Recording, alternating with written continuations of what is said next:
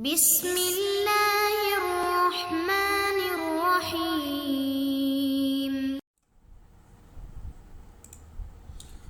اعوذ باللہ من الشیطان الرجیم، بسم اللہ الرحمن الرحیم، وبہ نستعین۔ الحمدللہ ہماری گفتگو کفایت الاصول کے مقصد سابع میں ہے، اور آہستہ آہستہ اس بحث کو ابھی مصنف صاحب سمیٹ رہے ہیں۔ تو مقصد سابع اصول عملیہ کے بارے میں تھا، اور اصول عملیہ میں سب سے زیادہ لمبی چوڑی بحث جو ہے وہ استصحاب کی ہو گئی۔ تو ابھی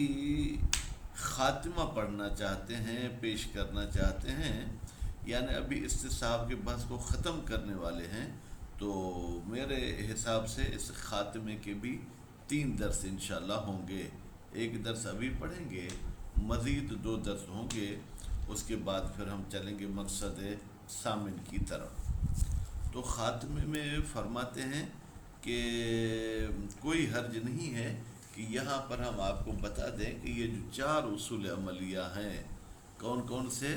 براءت، احتیاط، تخییر، استصحاب، ان کی آپس میں نسبت کیا ہے؟ تو یہاں پر نسبت سے مراد نسبت منطقی نہیں ہے کہ نسب اربع میں سے کون سی نسبت ہے، یعنی ان کی آپس میں حیثیت کیا ہے۔ یعنی اگر یہ آپس میں ٹکرائیں تو ٹکرانے کی صورت میں ہم آیا استصحاب کو لیں یا ان دوسرے اصول کو لیں۔ تو مصنف صاحب فرماتے ہیں کہ جب بھی ٹکرا ہو، کوئی ایسا مورد ہو جہاں پر براءت بھی جاری کر سکتے ہوں اور استصحاب بھی، بظاہر حقیقت میں تو استصحاب کی، جیسے کہ آج آپ درس کے آخر تک یہ نتیجہ لیں گے، استصحاب کے ہوتے ہوئے ان اصول کی نوبت ہی نہیں آتی، کیونکہ براءت ہم اس وقت جاری کرتے جب ہمیں اصل تکلیف میں شک ہو، یعنی ہمیں اس کی حالت سابقہ کا پتہ نہ ہو، اور احتیاط وہاں پر جاری کرتے ہیں جہاں تکلیف کا یقین ہے لیکن اس کا جناب حالت سابقہ اور حالت فعلیہ کے حوالے سے ہم کسی کو کوئی ترجیح نہ دے سکتے ہوں، ہم علم نہ رکھتے ہوں، اور جو ہے کیا ہے جناب، تو پھر وہاں احتیاط کر کے ہم دونوں کو کوشش کریں گے عمل کریں اگر قابل جمع ہے، اور اگر قابل جمع نہیں ہے تو پھر ہمیں تخییر ہے کہ یا اس کو لے لیں یا اس کو۔ جبکہ استصحاب میں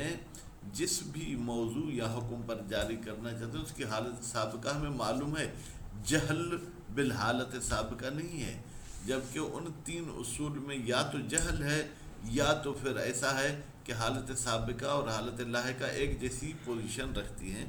تو ایسی صورتحال میں استصحاب ان سب پر مقدم ہوگا، استصحاب کے ہوتے ہوئے ان کی کوئی نوبت نہیں آئے گی۔ اس کے بعد پھر دوسری بحث یہ ہے کہ اگر 2 استصحاب آپس میں ٹکرائیں تو ہم کس استصحاب کو لیں گے؟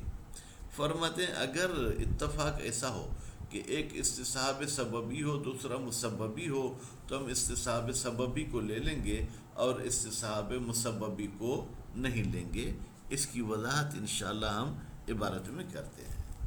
تو ابھی عبارت پڑھتے ہیں۔ خاتمتن یعنی بحث کو کمپلیٹ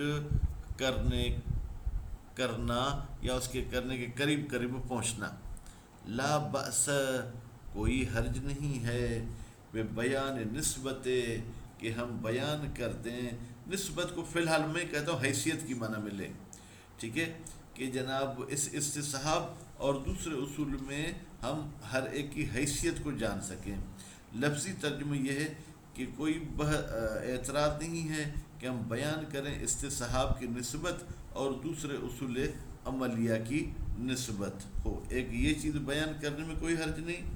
اور اس کے بعد کہتے ہیں وہ بیان تعارض بین الاستصحابین، اور ہم بیان کریں کہ جب تعارض ہو جائے 2 استصحاب کے درمیان تو ہم کون سے کو مقدم کریں گے۔ اس کی مثال ابھی میں دے دوں، جیسے کسی شخص نے اپنا ہاتھ دھویا، ہاتھ نجس تھا، ایک ایسے پانی کے ساتھ جو مشکوک القریت والا تھا، جبکہ ہاتھ کی حالت سابقہ یہ تھی کہ نجس تھا، اور اس پانی کی حالت سابقہ یہ تھی کہ وہ کر تھا، ابھی مشکوک الکریت ہے۔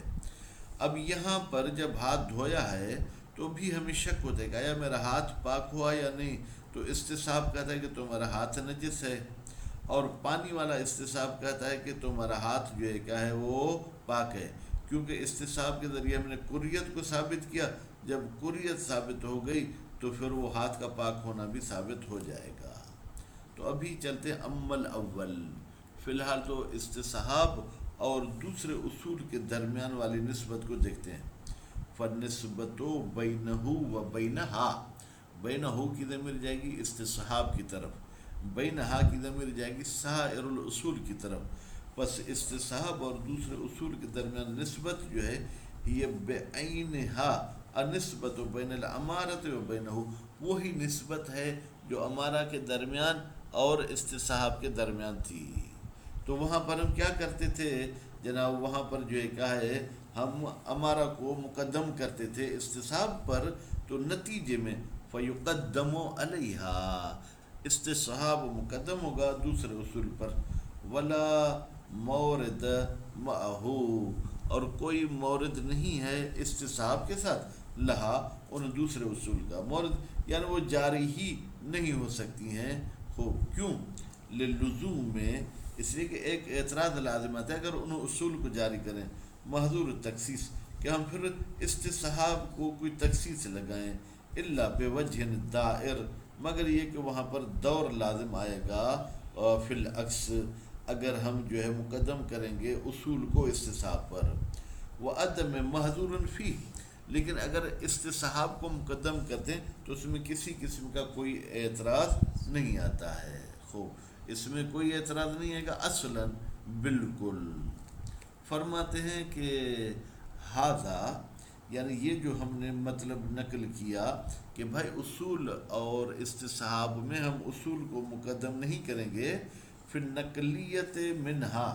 یہ ان اصول کے بارے میں تھا جو نقلیات تھے، وَأَمَّا الْعَقْلِيَّةُ، لیکن اگر اصول میں سے کوئی عقلیہ ہو، جیسے براءت عقلیہ ہے جو کہتے قبح العقاب بلا بیان، یا احتیاط عقلی ہے، فلا یکاد یشتبہ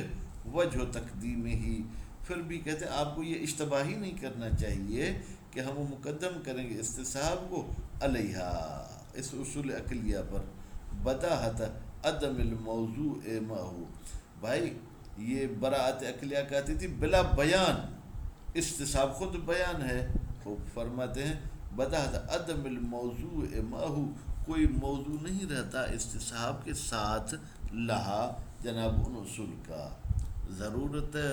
یہ بات بالکل واضح ہے کہ انہو بتحقیق یہ استصحاب اتمام حجت و بیان، یہ اتمام حجت بھی ہے اور اتمام اور بیان بھی ہے، اور وہ مؤمن من العقوبت، اور یہ استصحاب بچاتا ہے سزا سے، وہ بہل امان، اور استصحاب کے ذریعے جو ہے کیا ہے امان مل جاتی ہے۔ بس ہم کہیں گے پھر وہ اصول عقلیہ جو کہتے تھے کہ آپ وہ بلا بیان سزا دے رہے ہیں، ہم کہیں گے بلا بیان ہے ہی نہیں، ولا شبہت، اور کوئی شبہ نہیں، فی ان ترجیح بہی، بتحقیق ترجیح دینا استصحاب کو عقلاً، عقلی لحاظ صحیح ہن، یہ بالکل صحیح ہے۔ تو یہ جناب پہلی بحث تو گزر چکی کہ اصول اور استصحاب کے درمیان کیا نسبت ہے۔ اما ثانی، لیکن دوسری بحث اور دوسری گفتگو وہ کیا تھا کہ اگر دو تعارض آپس میں ٹکراؤ رکھیں، کہتے ہیں پھر اس کی بھی جو ہے کیا ہے جناب 3-4 قسمیں بن سکتی ہیں، یا ان دونوں استصحاب کے درمیان تضاہم ہوگا، یا تعارض ہوگا، یا جو ہے کیا ہے پہلا دوسرے کے لیے سبب ہوگا، یا ایسا نہیں ہے۔ تو اس حوالے سے کہتے ہیں یہ آپ نے اقسام دیکھ لیے کہ یہ اس قسم کے اقسام ہوتے ہیں۔ فَالتَّعَارُضُ بَيْنَ الْاسْتِصْحَابَيْنِ، تو جب تعارض ہو دو استصحاب کے درمیان، خوب، تو فرماتے ہیں امکان، اگر وہ تعارض اس لیے ہے کہ لعدم امکان العمل بہما، ممکن نہیں ہے عمل کرنا ان دونوں پر بدون علم بانتقاد الحالت سابقہ،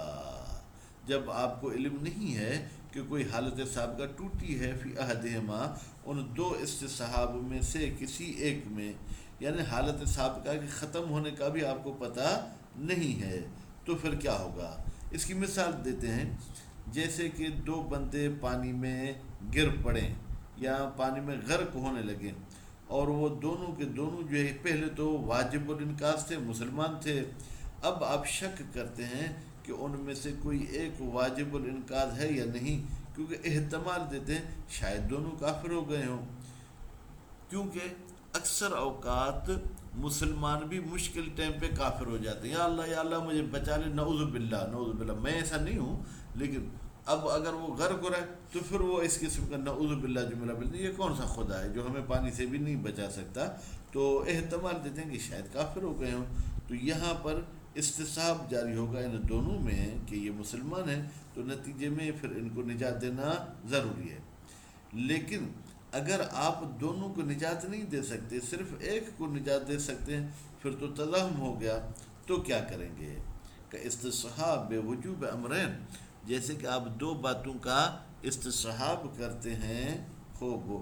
اور حدث بینہما تضاد، حادث ہوا ہے، وجود میں آیا ہے ان دونوں چیزوں کے درمیان تضاد فی زمان الاستصحاب، جب آپ استصحاب کر رہے تھے، فہو من باب تزاحم الواجبین، پھر یہ ایسا ہے کہ جیسے دو واجب آپس میں جو ایک ہے وہ تزاحم کر رہے ہیں، تو پھر آپ اہم اور مہم کو دیکھیں گے، جو اہم ہوگا آپ اس کو لے لیں گے۔ وَإِنْ كَانَ، مثلا ایک مجتہد تھا، ایک عام آدمی تھا، تو مجتہد کو بچائیں گے، ایک نبی ہے ایک مجتہد ہے تو نبی کو بچائیں گے، پھر ایک نبی ہے ایک رسول ہے تو رسول کو بچائیں گے۔ وَإِنْ كَانَ، اور اگر یہ تعارض ہو مال علم میں بانتقاد الحالت سابقہ، جبکہ ہمیں علم ہے کہ ایک کی حالت سابقہ ٹوٹ چکی ہے، فتارتن یکون المستصحب فی احدہما، کبھی کبھی ان دونوں استصحاب کے مستصحب میں سے کوئی ایک ایسا ہوتا ہے من الاثار الشرعیہ جو شرعی اثر ہوتا ہے، للمستصحب الاخر، دوسرے مستصحب کا، جیسے کہ یہ ثوب اور قریت والی مثال دی، فیکون الشک فیہ، پھر جب ہم شک کریں گے اس مستصحب اول میں تو یہ مسبب ہوگا ان شک فیہ، کہ ہم شک کریں اس ثانی میں، ٹھیک ہے جناب، اس پہلے کی وجہ سے، خوب، یا ان شک فیہ کی ضمیر پلٹیں آپ سبب کی طرف، خوب، جب ہم شک ہو کس میں جناب، اس سبب میں۔ انشک کتنے کتنے لاؤ اتنے پہ پڑھا، اساں ہتے بگاں تا انشک لگے کتنے پوتے ہتے ہی اثر نہ پڑھیو ہی کون اثر کا پتہ ڈائریکٹ لے انشک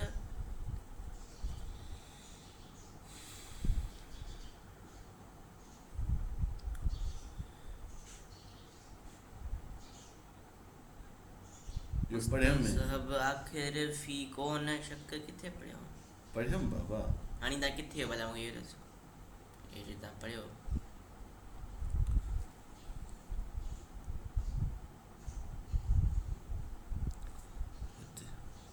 کتنے ہو بتا پڑھو ہی بیان شک حل تو کان احدہما اثرا للآخر، اگر ان دو مستصحب میں سے ایک دوسرے کا اثر ہو، فلا مورد، تو وہاں پر کوئی مورد نہیں، الا للاستصحاب، مگر یہ کہ ہم استصحاب کریں گے فی طرف سبب، سبب والے طرف میں، یعنی گویا کہ ہم استصحاب کریں گے پانی کے پاک ہونے کا، جب پانی کے پاک ہونے کا ہم استصحاب کریں گے تو نتیجے میں کپڑے کی نجاست والا استصحاب جاری نہیں ہوگا۔ فإن الاستصحاب فی طرف المسبب، بتحقیق اگر آپ استصحاب کریں گے اس مسبب والی طرف تو موجب، یہ سبب بنے گا لتخصیص الخطاب، کہ خطاب کو تخصیص لگ جائے، وہ جواز نقض الیقین بشک، اور پھر گویا کہ جائز ہو گیا کہ خطاب کیا تھا، لا تنقض الیقین بشک، کہ آپ وہ اس یقین کو شک کے ساتھ توڑ رہے ہیں سبب میں، بعدم ترتیب اثر شرعی، بھئی ہم تو نقض نہیں کر رہے کہتے ہیں جب اس سبب پر آپ اس کا اثر شرعی یعنی کپڑے کے پاک ہونے کو مترتب نہیں کریں گے تو گویا کہ آپ اس استصحاب کو توڑ رہے ہیں. اور اس کے بعد پھر فرماتے ہیں وہ جواز ہو، اور پھر گویا کہ آپ جائز قرار دے رہے ہیں کس بات کو؟ نقض یقین کو. تو یہ ہماری بات یہاں تک ہو گئی. فَإِنَّ مِن پٹا ہت وञي پوتا وري تون ہت کٿي بيٺو آहीं؟ طہارت ہتے ہے نا، طہارت بھی کتے ہے؟ طہارت کٿي طهارت؟ طہارت پوءِ تنهنجو ماؤس کٿي هو؟ ہتے مٿي سيٽ تي هو. اڑے ہن تے ہو ٻيڙو ٻوڙي ڇڏ منهنجي عزت جو به منهنجي ڪم جو. بیو وائدو آئی ॾिसो ही घणा दे 15 मिंट अरिड़हं सेकंड सही आहे. ही ठही वठे तव्हां ॾेखारियां थो किथे आहे मुंहिंजो. बीहो तव्हां स्टार्ट कयो. कयां स्टार्ट?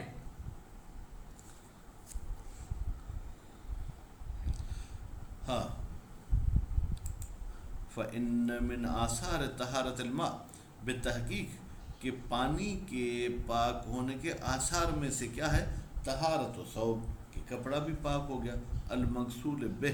وہ کپڑا جو دھویا گیا ہے اس پانی کے ساتھ. ورفع نجاست ہی اور اس کپڑے کی نجاست ختم ہو گئی. فاستصحاب و نجاست ثوب اگر آپ استصحاب کرتے ہیں کہ کپڑا نجس ہے تو نقض للیقین گویا کہ آپ بھی توڑ رہے ہیں کس کو؟ یقین کو. بطہارت ہی یقین کس کا تھا؟ پانی کے پاک ہونے کا. بخلاف استصحاب طہارت بخلاف اس صورت کے کہ جب آپ استصحاب کریں گے جناب اس کپڑے کے پاک کا. اذ لا یلزم منہ اس لیے کہ کپڑے کے استصحاب سے لازم نہیں آتا ہے خوب نقض و یقین بنجاست ثوب. البتہ منہ کی ضمیر جو ہے یہ پلٹا دیں طہارت ماء کی طرف کہ ہم توڑ رہے ہیں کپڑے کے نجاست والا یقین شک کے ذریعے. بل بالیقین بلکہ ہم نجاست کے شک کو